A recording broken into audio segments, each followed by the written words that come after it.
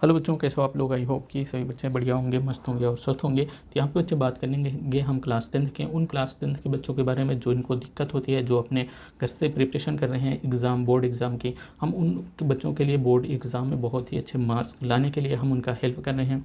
और आप भी हमारे सेशन से जुड़ने के लिए आप हमारे यूट्यूब चैनल को सब्सक्राइब जरूर कर लीजिए और अपने दोस्तों के साथ शेयर कर दीजिए।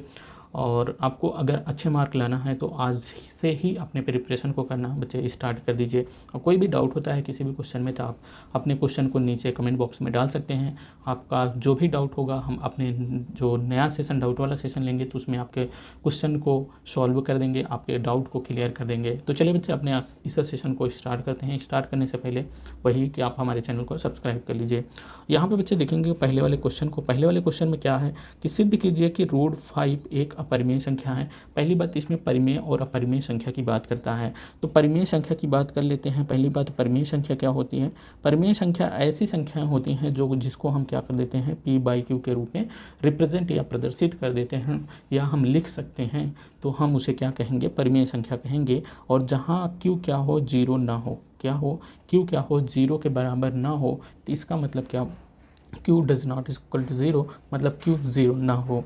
तो और हम जैसे वो संख्या कैसे हो सकती हैं, जैसे 2/3 वो संख्याएं हो सकती हैं और 5/3 हो सकती हैं, या वो संख्याएं 1 हो सकती है, 2 हो सकती है, 3 हो सकती है, अप टू डॉट कुछ भी ऐसी संख्याएं हो सकती हैं जो क्या होंगी, परिमेय संख्याएं होंगी। अब बच्चे देखो कि आप 1, 2 और 3 को आप सोच रहे होंगे कि इसको हम p/q में कैसे प्रदर्शित कर सकते हैं। तो इसको बच्चे देखो, जैसे 1 को अगर आप लोगे तो इस 1 के नीचे 1 मान लोगे, 2 लोगे तो 2 के नीचे क्या 1 मानोगे। तो इसको आप दिखा दिए कि ना कि p/q के रूप में इसको दिखा दिए। जब आप p/q के रूप में दिखा दिए तो इसका मतलब ये हो गया कि आप इसको प्रदर्शित कर दिए p/q के रूप में। हमने यही कहा कि अगर कोई भी संख्या परिमेय कब होगी, जब उसको आप प्रदर्शित कर सकते हैं p/q के रूप में, जहाँ नीचे वाला जो है q वो क्या होगा, ज़ीरो के बराबर ना हो।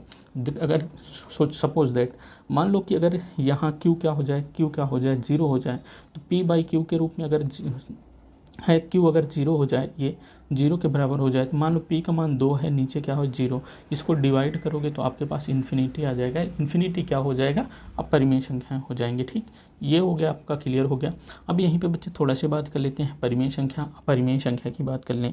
अपरिमेय संख्या, अपरिमेय संख्या, अब कोई भी संख्या आपको रूट में दिख जाए और क्या लिख जाए, जैसे पाई भी है, ये संख्याएं क्या होती हैं, ये अपरिमेय संख्याएं होती हैं। या आप कह सकते हैं कि ऐसी संख्याएं जिसको हम p/q के रूप में रिप्रेजेंट नहीं कर सकते या प्रदर्शित नहीं कर सकते या लिख नहीं सकते, उसको हम क्या कहेंगे, अपरिमेय संख्या कहेंगे। ठीक, यहाँ पे इतना हो गया आपका क्लियर, परिमेय और अपरिमेय संख्याएं हो गई। अब हम यहाँ पे क्वेश्चन नंबर, पहले वाले क्वेश्चन की तरफ चलते हैं। पहले वाले क्वेश्चन की तरफ हम नीचे क्वेश्चन को बना कर रखे हैं। तो क्वेश्चन में हम पहले देखेंगे, पहले वाले बच्चे क्वेश्चन को देखते हैं। यहाँ पे आपको किसी भी बच्चे को कोई भी दिक्कत नहीं होनी चाहिए, किसी भी बच्चे को। यहाँ पे कह रहा है कि सिद्ध कीजिए कि रूट 5 एक अपरिमेय संख्या है। अगर रूट 5 एक अपरिमेय संख्या है, हमको सिद्ध करना है। हमने बच्चे भी बताया ऊपर कि रूट के अंदर आपको संख्याएं अगर दिखेंगी, जैसे यहाँ पे रूट के अंदर 3 है, तो ये क्या होगी, अपरिमेय संख्या हो जाएगी। लेकिन यही पहले वाले ही क्वेश्चन में इन्होंने कह रहा है कि रूट 5 है ये अपरिमेय संख्या है, इसको हमको प्रूफ करना है, इसको हमको दिखाना है। हमको दिखाने के लिए हम पहले इस संख्या को मान लेंगे क्या, कि ये परिमेय संख्या है। परिमेय संख्या है तो इसको हम परिमेय संख्या कंडीशन पे हम इसको दिखाएंगे, फिर इसको हम बाद में प्रदर्शित कर देंगे या बाद में हम इसको प्रूफ करके ले आएंगे कि रूट 5 एक परिमेय संख्या नहीं है, ये अपरिमेय संख्या है। तो चलिए हम यहाँ पे देखते हैं। माना, यहाँ पे सॉल्यूशन या हल आप लिख सकते हैं, सॉल्यूशन या हल।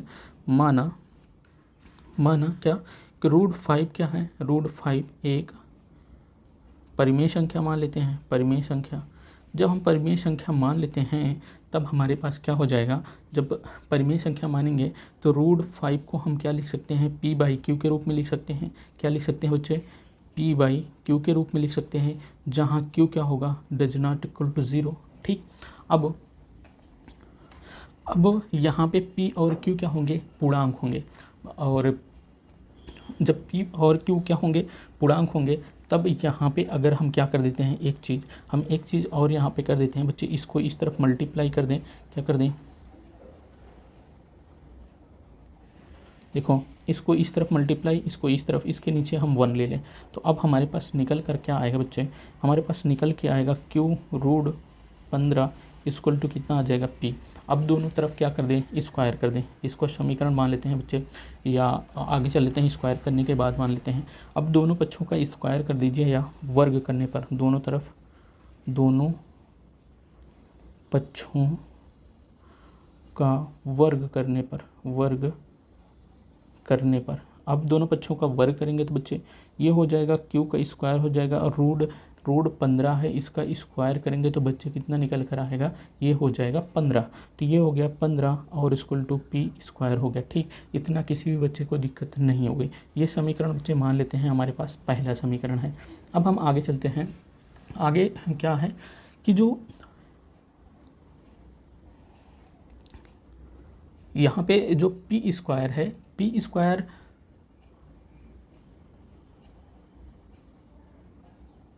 अच्छा एक सेकेंड, यहाँ पे थोड़ा सा गलती हो रही है बच्चे। यहाँ पे गलती क्या हो रही है, गलती ये हो रही है कि यहाँ 15 नहीं है, यहाँ है 5, यहाँ 15 नहीं है, यहाँ है 5, तो यहाँ पे 5 हो जाएगा। यहाँ पे बच्चे 15 नहीं है, यहाँ पे है 5, तो हम इसको लिखेंगे कितना, 5 ही लिखेंगे। अब देखो यहाँ पे आप क्या कुछ कह सकते हो, क्या कुछ कर सकते हो। अगर हमारे पास q स्क्वायर इंटू 5 बराबर क्या है, p स्क्वायर है, तो हम क्या लिख सकते हैं, q स्क्वायर बराबर लिख सकते हैं p स्क्वायर अपान 5 लिख सकते हैं। इसका मतलब ये हुआ बच्चे, इसका मतलब क्या हुआ कि अगर हम 5 से q स्क्वायर में डिवाइड करें तो हमारे पास, देखो 5 से अगर हम p स्क्वायर में डिवाइड करें तो हमारे पास q स्क्वायर बचेगा। इसको इस तरीके से अगर हम लिख दें, p square upon 5 equal to कितना, q स्क्वायर हो जाएगा। इसका मतलब यही हुआ ना, 5 से अगर हम p स्क्वायर में भाग दें तो हमारे पास निकल के आता है क्या, q स्क्वायर निकल के आता है। इसका मतलब ये हुआ कि जो 5 होगा, जो 5 होगा, वो क्या करेगा, वो p स्क्वायर को क्या करेगा, डिवाइड करेगा। अतः यहाँ पे लिख देना, अतः जो 5 होगा वो क्या करेगा, p स्क्वायर को विभाजित करेगा। अब बच्चे जो p स्क्वायर को विभाजित करेगा तो इसका मतलब ये हुआ कि 5 a को भी विभाजित करेगा। इसका मतलब ये हुआ, अतः इसलिए 5 जो है a को भी विभाजित करेगा,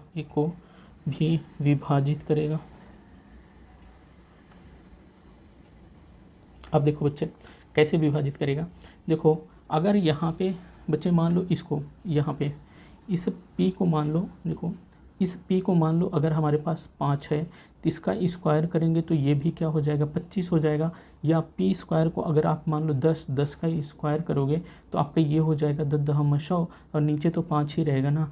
अब इसको क्या कर सकते हो, मतलब 10 × 10 करोगे, ये कितना p का मान हो गया, मतलब p का मान कितना हो गया 10, एक p का मान कितना हो गया 10। तो मतलब एक p को डिवाइड करेगा तो दूसरे भी p को भी क्या करेगा, डिवाइड करेगा। तो यहाँ पे बच्चे देख लो, यहाँ पे बच्चे क्या हो गया, यहाँ पे 5 जो है p को भी डिवाइड करेगा।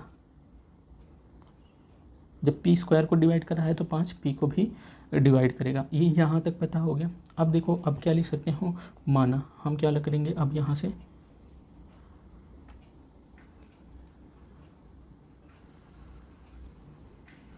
अब हम यहाँ से क्या करेंगे बच्चे, अब हम यहाँ से क्या कर देते हैं, फिर से हम मानते हैं, माना कि हमारे पास जो p है, p बराबर क्या हो जाएगा, हमारे पास मान लेते हैं p बराबर हम मान लेते हैं 5k मान लेते हैं। ठीक, 5k मान लेते हैं, जहाँ k क्या है, कोई एक पूर्णांक होगा। अब देखो जब कहाँ क्या हो गया, जहाँ k क्या होगा, कोई एक पूर्णांक हो गया। अब देखो यहाँ पे क्या करेंगे, अब देखो इसको समीकरण क्या कर देंगे, समीकरण 1 में p का मान रखने पर,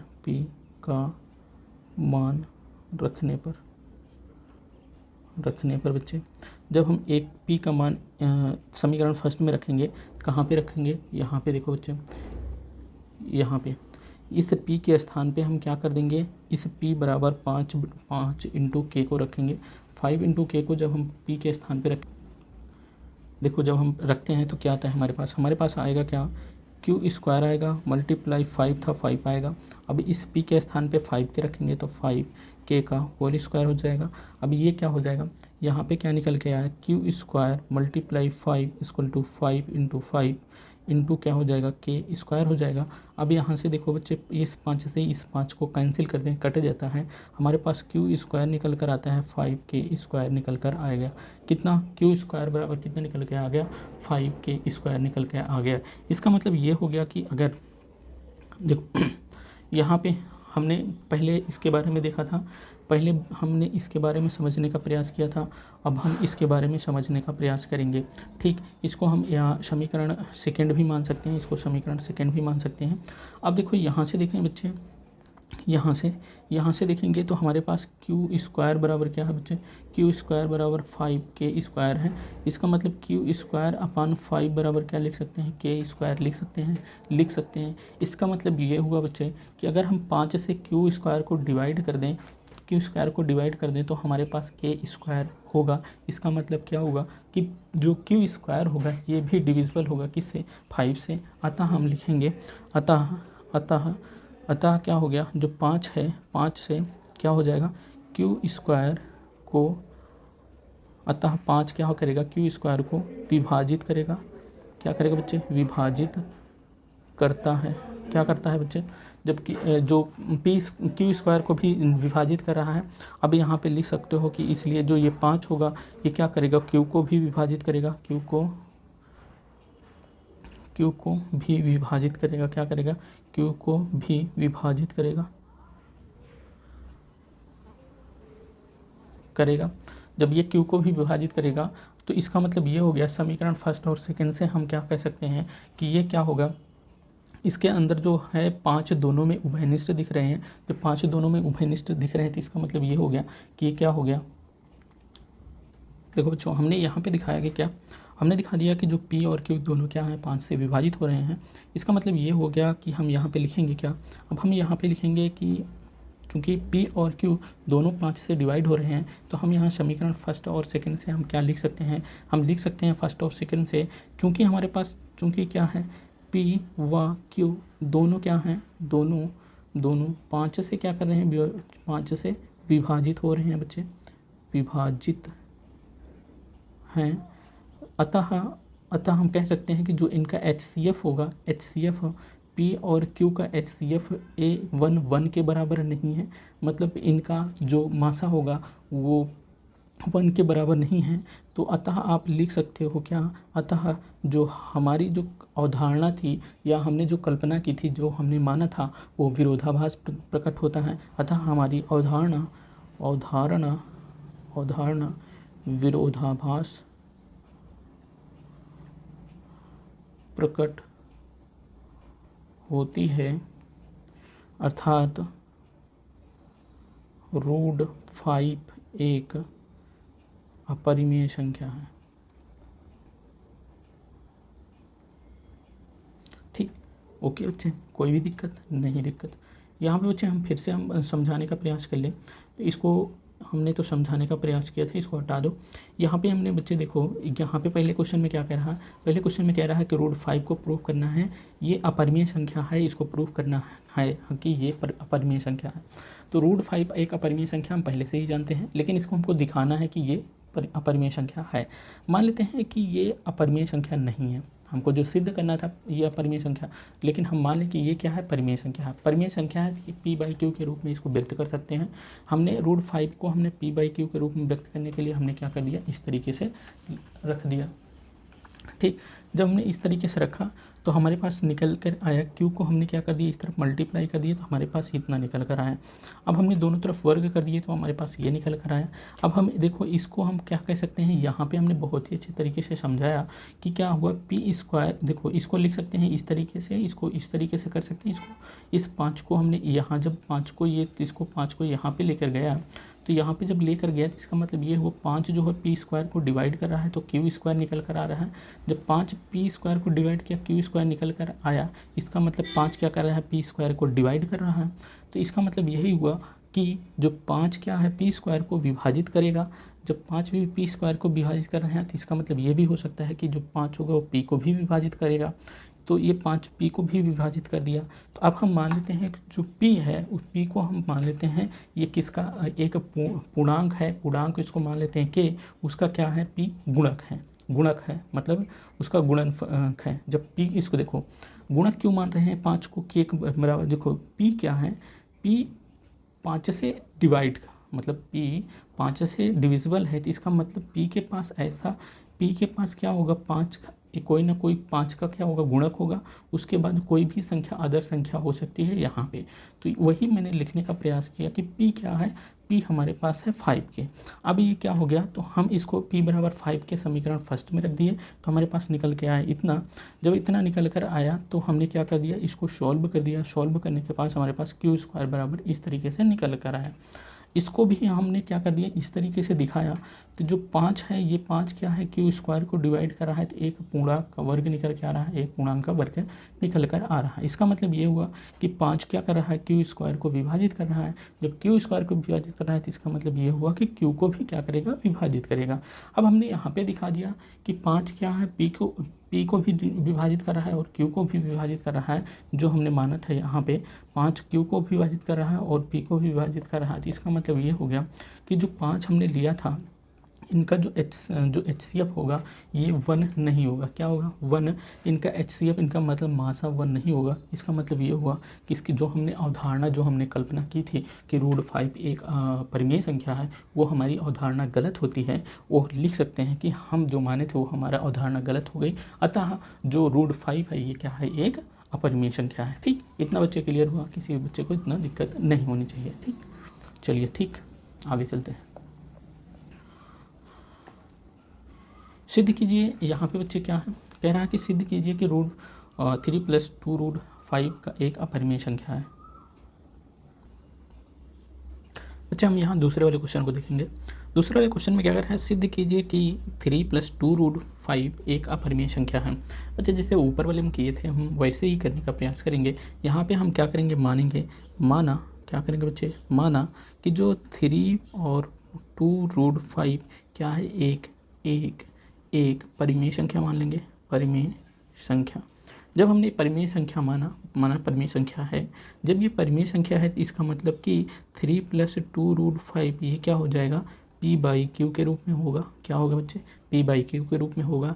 और जहाँ q ≠ 0 और p और q का जो HCF होगा, क्या HCF होगा, HCF ये क्या होगा, 1 होगा। ठीक, p और q का जो HCF होगा बच्चे कितना होगा, 1 होगा।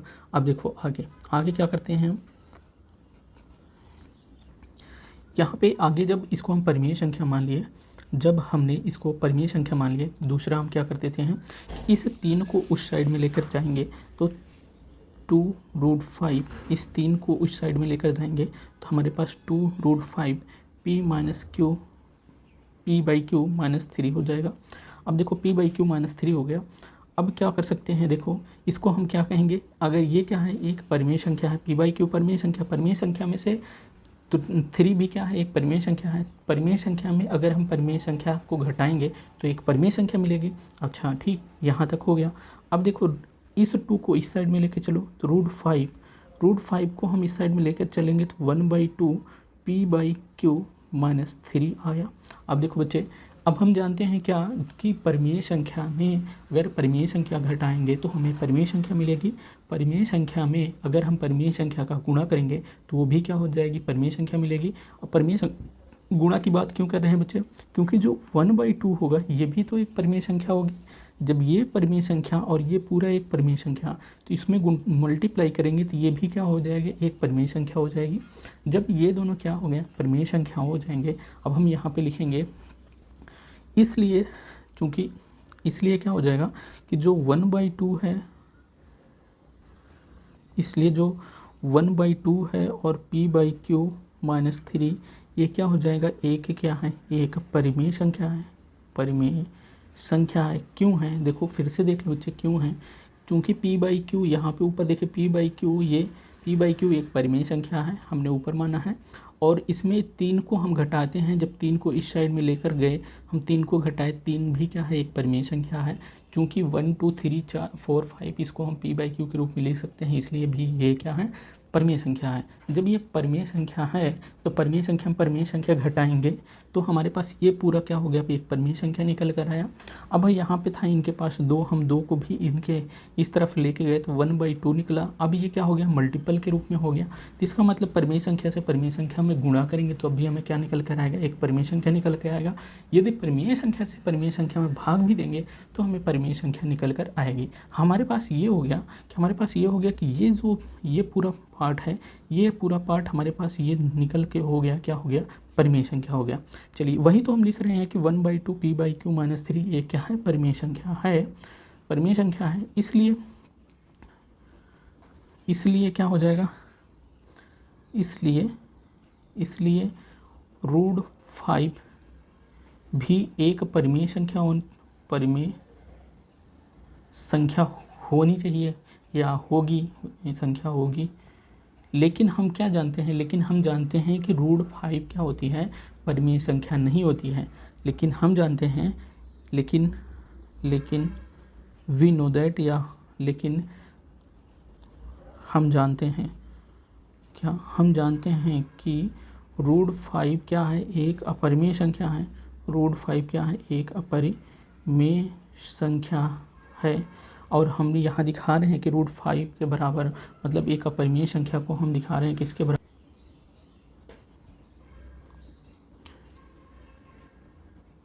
यहाँ पे हम क्या दिखा रहे हैं कि हम √5 को एक परिमेय संख्या दिखा दिए। यहाँ पे देखो, यहाँ पे अब हम क्या कर दिए कि मतलब कि √5 ये क्या हो सकता है, 1/2 और p/q - 3 ये क्या होंगे, बराबर नहीं होंगे। क्या होंगे बच्चे, बराबर नहीं होंगे। क्यों नहीं बराबर होंगे, क्यों नहीं बराबर होंगे, चूँकि √5 क्या है, एक अपरिमेय संख्या है और ये क्या है, पूरा एक परिमेय संख्या। परिमेय संख्या दोनों बराबर नहीं हो सकते।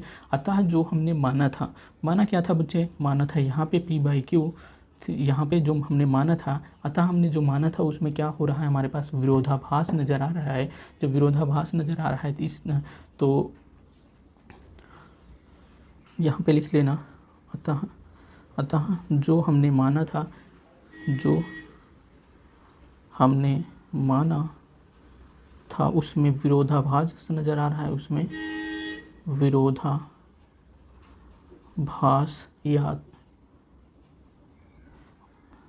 विरोधाभास है या त्रुटिपूर्ण है, आप लिख सकते हो। तो विरोधाभास नज़र आ रहा है, इसलिए 3 + 2√5 एक क्या होगा, परिमेय संख्या है, परिमेय संख्या। हमने क्या दिखा दिया कि ये क्या है, अपरिमेय, एक क्या है, परिमेय संख्या नहीं, यहाँ अपरिमेय संख्या रहेगा, अपरिमेय संख्या है। तो बच्चे ये था अपना सेकंड वाला क्वेश्चन। किसी भी क्वेश्चन को फिर से देखना हो तो फिर से देख लीजिए बच्चे। हमने क्या कहा था, हमने कहा कि हमको सिद्ध करना था कि ये क्या है, एक अपरिमेय संख्या सिद्ध करना है हमको। तो हमने क्या कर दिया, हमने मान लिया कि ये क्या है, एक परिमेय संख्या है। जब हमने परिमेय संख्या माना तो अब हमको इसको p/q के रूप में लिखना भी चाहिए था। चूँकि जब p/q के रूप में लिखना चाहिए तो हमने क्या कर दिया, इसको p/q के रूप में यहाँ पे लिख दिया। अब ये क्या हो जाएगा, जो यहाँ पे जो q होगा, q क्या होगा, 0 के बराबर नहीं होगा। और p और q का जो एलसीएम निकल कर आएगा वो कितना निकल कर आएगा, 1 निकल कर आएगा। अब हमने देखा कि यहाँ आपकी 2√5 और इस 3 को हमने क्या कर दिया, इस साइड में लेकर चले आए। जब हम इस साइड में लेकर चले आए तो ये क्या हो जाए, ये क्या था, एक परिमेय संख्या था। परिमेय संख्या में परिमेय संख्या घटा दिए तो हमारे पास परिमेय संख्या निकल कर आती है। अब क्या हुआ, ये जो 2 बचा था हम इसको इस साइड में लेकर चले गए, ये अभी 2 हो गया। परिमेय संख्या में हम 1/2 से मल्टीप्लाई, 1/2 भी क्या है, एक परिमेय संख्या। परिमेय संख्या में परिमेय संख्या से मल्टीप्लाई करेंगे तो परिमेय संख्या निकल के आई। अब यहाँ पे क्या हो गया कि ये पूरा क्या हो गया, परिमेय संख्या हो गई। अब जब ये परिमेय संख्या हो जाएगी और तब ये √5 भी एक परिमेय संख्या होनी चाहिए। √5 भी एक परिमेय संख्या होनी चाहिए, चूँकि एक परिमेय संख्या के बराबर दिख रहा है √5। लेकिन हम जानते हैं कि √5 क्या है, एक अपरिमेय संख्या होती है। तो हमने जो माना था इससे हमको क्या निकल कर आ रहा है, एक विरोधाभास निकल कर आ रहा है। जब विरोधाभास निकल कर आया है तो 3 + 2 5 क्या हो जाएगा, एक अपरिमेय संख्या हो जाएगी। क्यों अपरिमेय संख्या हो जाएगी, हमने दिखाया कि √5 क्या है, एक अपरिमेय संख्या है। अपरिमेय संख्या में परिमेय संख्या से मल्टीप्लाई करोगे तो ये क्या हो जाएगा, एक अपरिमेय संख्या निकल कर आएगी। अब अपरिमेय संख्या में ये क्या होगी, 3 क्या है, परिमेय संख्या। अपरिमेय संख्या में परिमेय संख्या जोड़ोगे तो भी क्या हो जाएगा, अपरिमेय संख्या निकल कर आएगा। तो ये हो गया अपना दूसरा क्वेश्चन। किसी भी बच्चे को दिक्कत हो रही हो तो हमें कमेंट कर सकता है। अगले वीडियो में इसका तीसरा जो क्वेश्चन है, तीसरे क्वेश्चन में 3 क्वेश्चन मिलेंगे, उसको अगले वीडियो में देते हैं। तो चलिए बच्चे, इस वीडियो में इतना ही, अगले वीडियो में फिर मिलते हैं, तब तक के लिए जय हिंद।